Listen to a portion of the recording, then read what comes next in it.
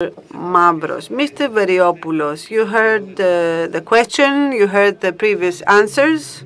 What is your take? Well, a lot of interesting things have been said already. We have reached this stage, and excuse my saying this, but we cannot guarantee that mistakes will not be repeated. It was not a one-way road. There were a lot of mistakes in the planning. So it was not something unavoidable. But anyway, what can be done right now?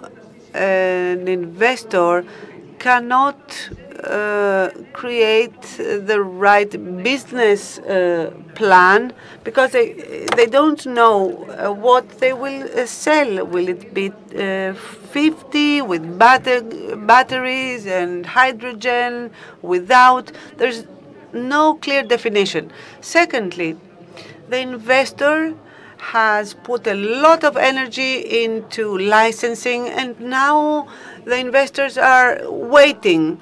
We hear now that we are waiting for auctions, for tenders, but we need a courageous solution.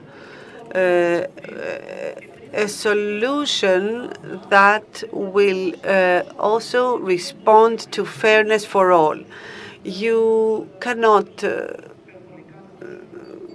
provide advantages to only a few. What should we do?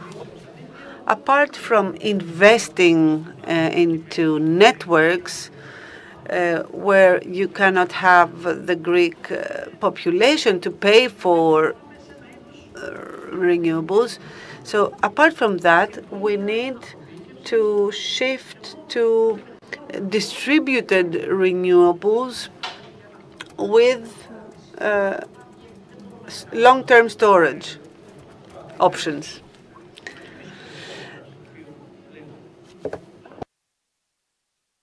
So pump storage, 5 or 8 hour batteries, all this in a rational way, should be deployed in a rational way because it also involves costs. Secondly, exports. And when I say exports, I mean us Greeks exporting, the wind parks exporting energy to Europe, which means that we need this green corridor to be developed. And another aspect is hydrogen. We don't want to reproduce the same market there too, where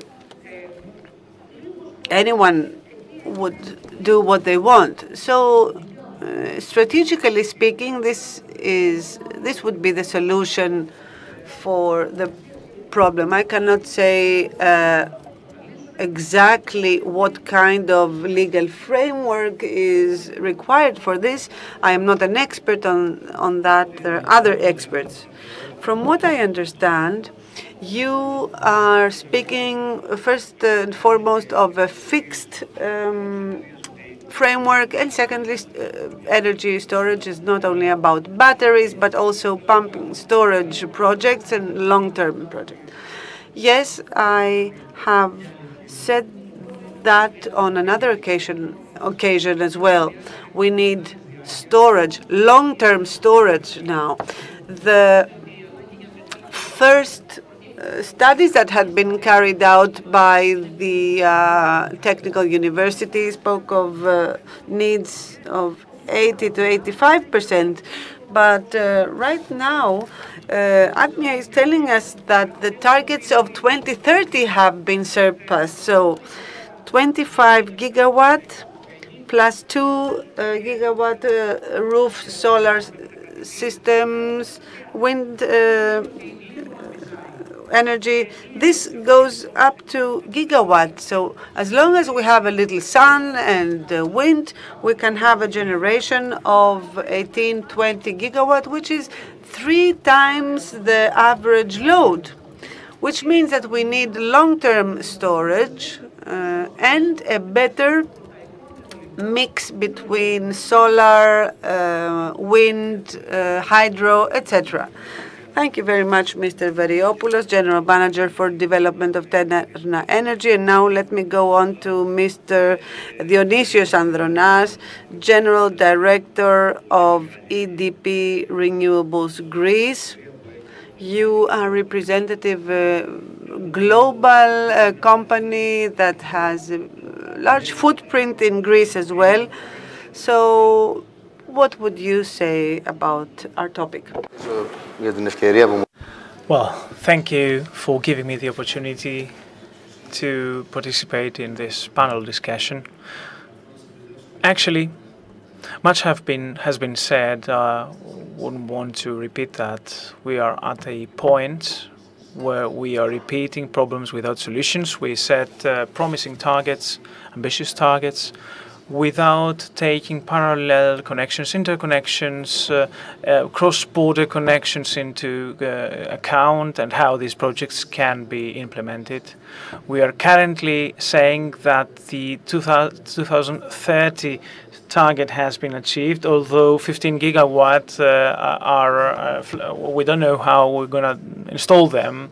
We have several capacities. We don't know how they're operating in the market. We have the discussion about new technologies entering the market without having models run as to what a battery in a PV installation means. On a 1-to-1 installation, this is not economically viable. And we generate promises. This shows that there is appetite. Over the past round, there have been 2-3 giga hybrid 800 megawatt were PV with batteries. I would like to look at the economic model, the business model of a PV battery farm. There is also a business plan for a 5 meter per second wind blowing, and it has been licensed among the 25 projects. Well, we all understand that that there is high interest. Investors are faced with uncertainty. On the other hand, problems are existing in all countries, interconnection, environmental issues, all are struggling and are striving to resolve them. We are generating expectations in directions that we have not examined, and this actually makes the problem, the uncertainty, even higher. And this is the worst thing we can do. The decisions that need to be made is provide a margin and generate electric space through projects that can be realized. We are discussing about how something will be done. If you look at the rate of project development, even if the terms were there, we couldn't have managed to reach the 2030 goals. This is our standpoint. Thank you very much. You were among the first that have international experience and experience in Greece with PPAs. How are things looking up in this sector? Our expertise, our collaboration, our partnerships were an issue of time because there were maturities in the 3 PPA projects.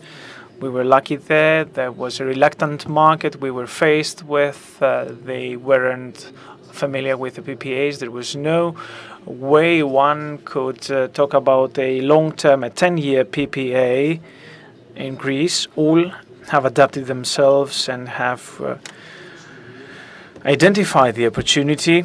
And now there is a block of PPAs without the certainty of the conditions of the terms. And the interest there is frozen now. Our experience from the projects we were able to close, and we are currently proceeding with their installations, we are looking very with great interest into how the market will evolve. You know, there is no certainty. To close a PPA right now, you need a date of electrification. Well, look at that. There is no answer to that. This is an objective issue. Thank you, Mr.